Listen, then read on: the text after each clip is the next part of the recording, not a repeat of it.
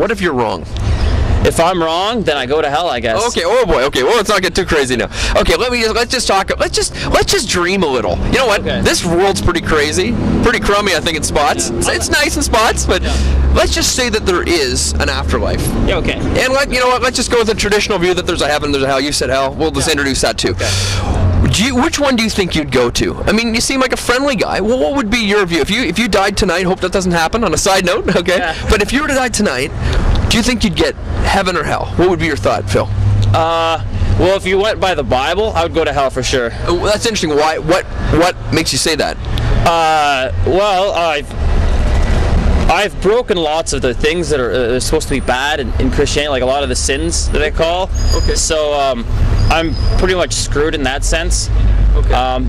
If you went by the Christian version, if you went by just made up a religion, right? It's like people who are generally good and people who are generally bad. Okay. Then I would go to the better afterlife. Okay.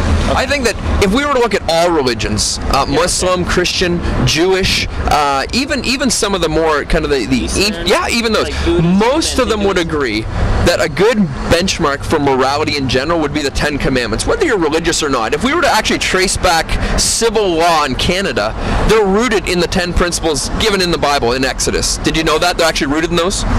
Yeah, that's because the founders of the country came over and they were Christian, and so they took that and they switched around a bit, and then they said, okay, like you said, rooted. But you would agree, whether or not you agree with what they did or revisionism or whatever, would you agree that that's probably those 10 principles are probably good standards for morality? Most religions would agree with that.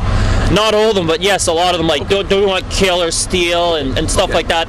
Those are good. Some of the other stuff really it doesn't mean anything, but there are more than a few of them that are. Okay. Well, all we're going to do is something we like to call the good person test. And all we're going to do, let's just kind of envision this a bit. Let's just say that we were to die. Okay. You're to die or to die. And we were to be standing before God. And let's just say, look at that as a standard of goodness by God's standards. Because I would believe, if there's a God, you said you're atheist. You know, I don't think there's one atheist in the world. Let me just tell you really quickly why. And I'll tell you why. I'm not trying to outsmart you. No, go ahead. Yeah. Yeah. I like discussion and stuff like that. So because if I were to, let's just say that, okay, let's just draw a circle right here. Okay. And let's just say that this circle represents all the known knowledge in the whole universe. Yeah. The whole universe. Keeping in mind that Edison said that we don't know 1/1,000,000 of 1% of anything. Oh, exactly. And that's Edison, man. Yeah. What percentage of the knowledge in the known universe do you think you personally have within your brain? Yeah.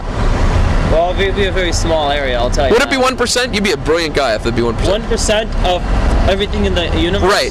The knowledge. Probably not. Okay. Because there's just so much about Beatles. Yeah. There's so much to know about. Right. So like it's okay. Yeah, it'd be a fraction of a percent. So is it safe to say that within the rest of that knowledge, there might be evidence for the existence of God within that knowledge base somewhere in the known universe?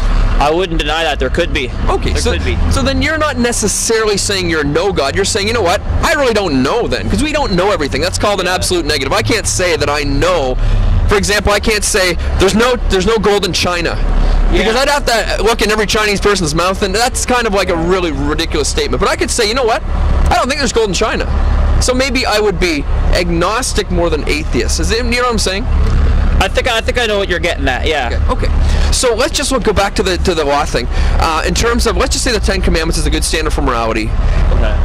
And I'm just going to lift up that standard of God's law in front of you. Let's just see how we both do. I'm on trial too. Okay. In your whole life, you ever stolen before? I have. Yes. You ever lied in your whole life? That's a silly question, yes. but yes, I have. This is a different one. Have you ever used God's name as a swear word, whether you believe in it or not? Have you ever said GDJC? Yes. Okay. Yes. Tough one. I don't know if you've ever committed adultery before, but it actually says in the fulfillment of those, it says that if you look with lust at a girl, it's like adultery of the heart. Because if there's a God, we'd have to believe he'd see our inside too, if he made us, so to speak. So if you look at a girl and you want to get some of that. That's adultery.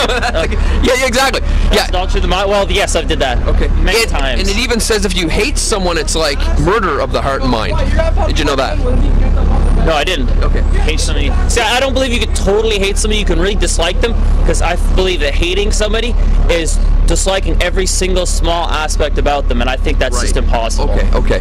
But what all I'm talking about, Phil, is that I think God has given every single person a conscience. You know, con means with, science means knowledge. I think we are with knowledge, everybody in the world, that certain things are right and wrong. Yeah. I don't think anyone would agree that murder, not killing, I know there's war and all those considerations, but killing is wrong.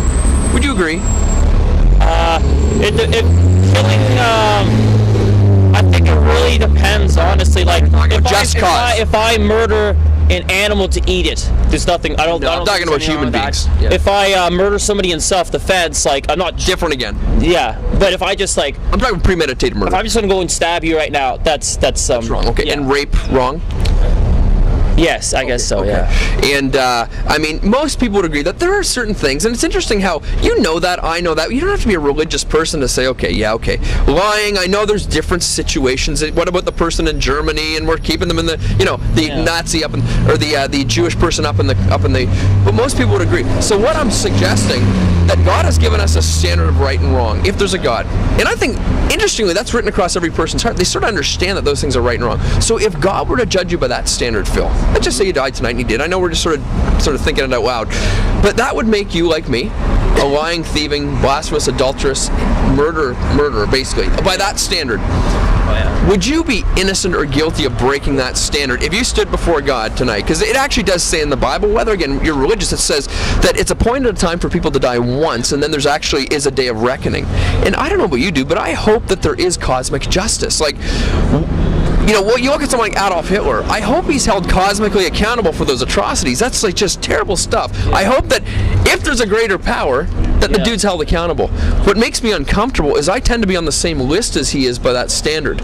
Because breaking the law is breaking the law. You throw a rock through a window, you break the law. Do you think you'd be innocent or guilty of breaking that law if you were to stand before God? Would you be found innocent or guilty if God said, okay, this is my standard, here it is, are you innocent or guilty? I think guilty.